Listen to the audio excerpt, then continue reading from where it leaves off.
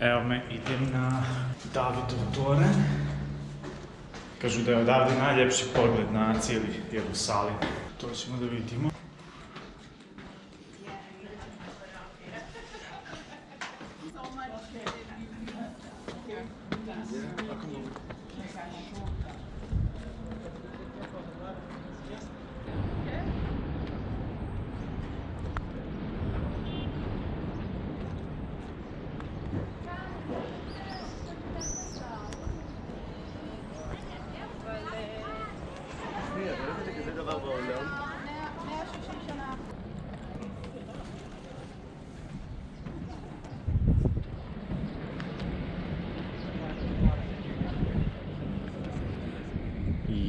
Wow.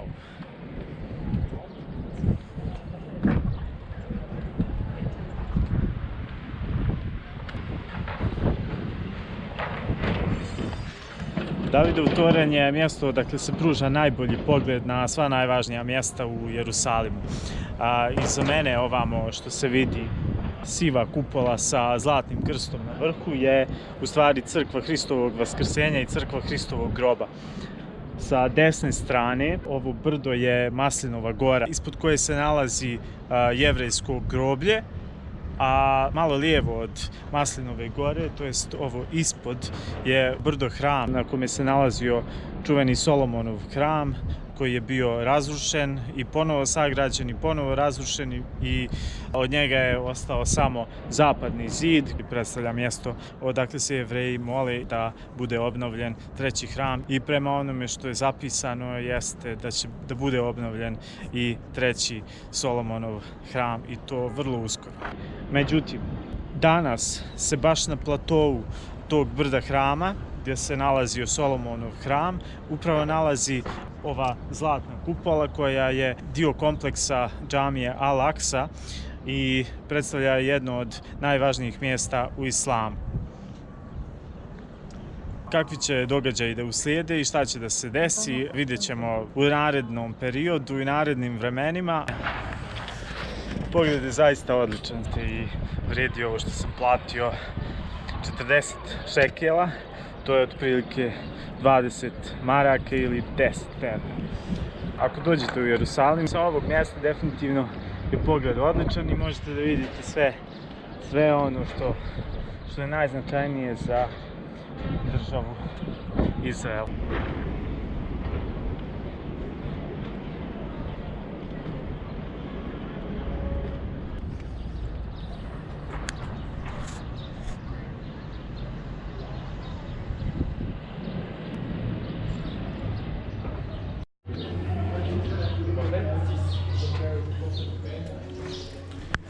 Ovo je mjesto tajne večere, to je posljednje Hristove večere i nalazi se baš na mjestu gdje je i Davidov grob.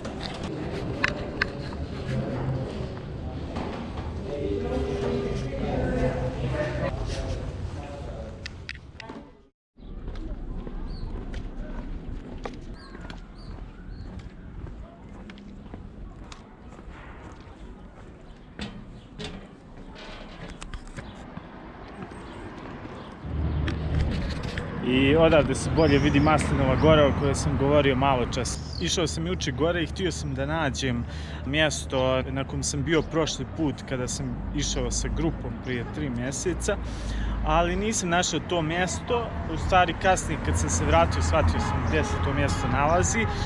Razlog što sam se vratio jeste bio da sam ušao u neko područje gdje žive Palestinci, Arapi, pa nije baš bilo prijatno, pa sam odmah izašao i odmah sam se vratio, ali sam u međuvremenu naišao, dok sam se vraćao, naišao na neku grčku pravoslavnu crkvu gdje sam vidio da neki grčki turisti ulaze, pa sam zajedno s njima ušao u crkvu tu i eto našao makar neko utočište za par minuta.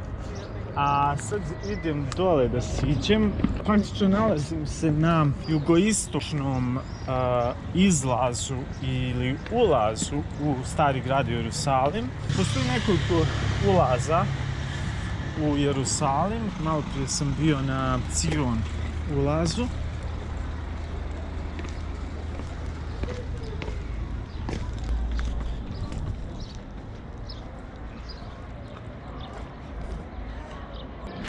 I odavde isto može da se uđe na zid plača, tu je vrlo blizu, vidi se.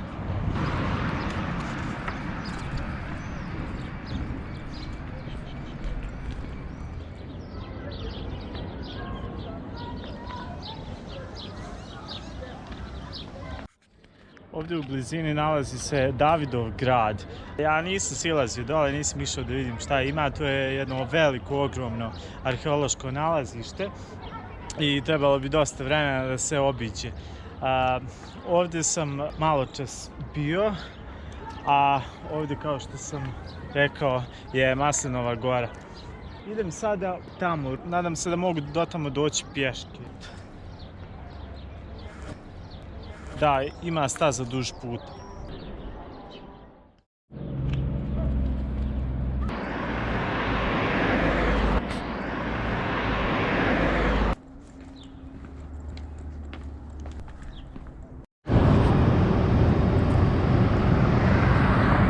Crkva svih nacija podignuta je odmah na Gecimenskom vrtu, a unutra je nešto kao ni katolička, ni pravoslavna crkva, nego nešto između.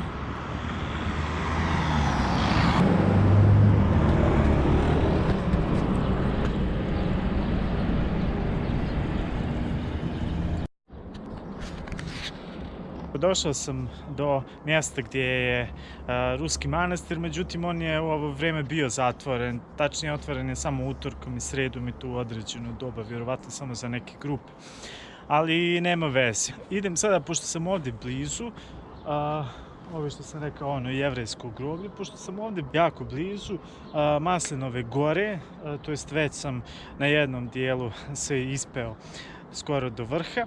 Tu je ono mjesto koje juče nisam našao, tako da ću da idem gore, odakle se pruža prelijep pogled. Premda je i odavde jako lijep pogled, ali nije baš toliko kao što je od ozgo.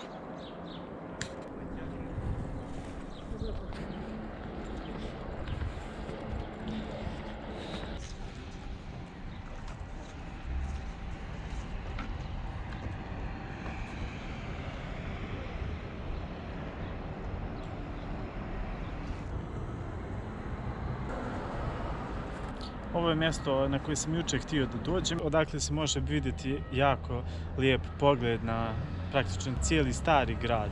I odavde se isto vidi ona mjesta koja sam pobrojao. Evo, penjući se i silazeći sa Maslinove gore, juče i danas, primijetio sam da baš na Maslinovoj gori ima mnogo naselja u kojima žive pretežno Arapi, to jest Palestinci. Jako je prljavo tu gdje god se oni nalaze, prosto ne mora da znači da je prljavo, nego jednostavno prosto nije uredno i nije čisto. To se može opravdati možda na neki način time što oni siromašnije žive, mada nešto ja i nisam siguran. Ono što sam ja mogao da vidim i ono što sam ja mogao da zaključim u njihovim životima praktično je bilo više vezano za neka druga siromaštva, a ne za materijalno siromaštvo. Tako da s tim u vezi onaj ko je siromašan u duhovnom smislu, on je siromašan vjerovatno i u nekom materijalnom smislu. Može biti naravno i obrnuto, da vam Bog da nekad neku materijalno bogatstvo, ali definitivno znamo da je onaj ko je duhovno bogat, on će uvijek da bude i materijalno bogat. Jel tako? Prosto bogat je onaj kome ne treba mnogo. Nego podsjetilo me na prošli put kada sam dolazio isto u Izrael i tada sam dolazio sa grupom, išli smo u Hevron, biblijski grad gdje je Bog stvorio prve ljude, Adama i Evu. To je bio raj na zemlji, jel tako, gdje su živjeli Adam i Eva. Međutim, danas u Hevronu žive isto Palestinci, Arapi. I jako je prljavo. Tamo nisam ništa snimao, tamo nisam ništa slikao. Išli smo samo na Avramov i Sarin grob, Rebekin i Isakov. Međutim, prosto to me malo natjeralo na razmišljanje o cijelom ovom svijetu i u stvari došao sam do zaključka da je prosto taj Hevron, odakle je nastao svijet gdje je Bog stvorio prve ljude, predstavlja upravo oličenje našeg današnjeg svijeta, jel tako? Naš današnji svijet je jako prljav, jako siromašan duhom i sve ono što je danas tamo, to može da se posmatra na jednom mikroplanu i na jednom makroplanu, na cijeli svijet gledajući. Tako da mi je jasno sve kakva je situacija i prosto i ovdje isto evo me podsjetilo kada sam došao. Nama, Evropljanima, kada vidimo nekog Izraelca i kada vidimo nekog Palestinca, mi ne možemo da ih razlikujemo. Uglavnom su onako manje više tamnoputi, neke Jevreje koji su skoro pa žuta rasa možemo da razlikujemo, ali definitivno ne postoji neka velika razlika. Čak i oni i nemaju posebno velike razlike ni u jeziku, jer oni spadaju u istu grupu semitskih jezika. Na kraju krajeva kao i Srbi što spadaju u red semitskih naroda koji su postali od Sema.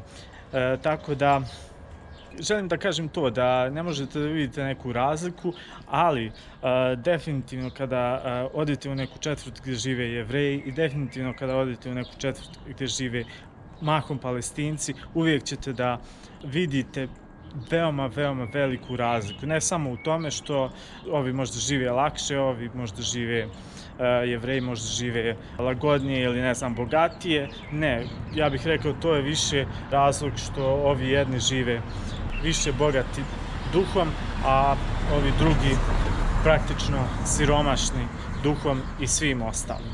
Nekako kada dođete ovdje u Jerusalim i kada ste u svetoj zemlji, prosto možete da vidite cijeli svijet odavde i da gledate, da uživo vidite šta se sve dešava u svijetu i koja je cijela svrha svega ovoga. Dakle, sve religije, monoteističke religije su ovdje. Dakle, ovdje kada dođete, prosto sve vam može biti jasno i nemate nikakvih nedoumica. Ako možete da razmišljate svojom glavom, bit će vam vrlo lako da shvatite većinu stvari. Tako da, eto.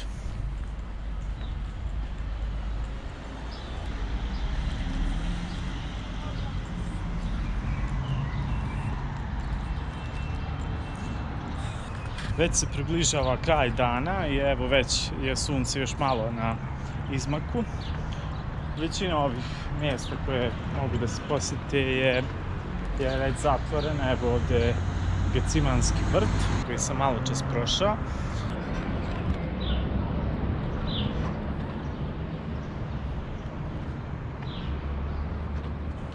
Ovdje u podnožju Maslinove gore nalazi se crkva Bogorodičinog groba. Sada je već kasno i već je oko 6:30, pa je crkva već zatvorena. Bio sam tu juče, bio sam tu i kada sam dolazio prije 2-3 mjeseca. To je definitivno mjesto koje svako ko dođe u Izrael treba da posjeti.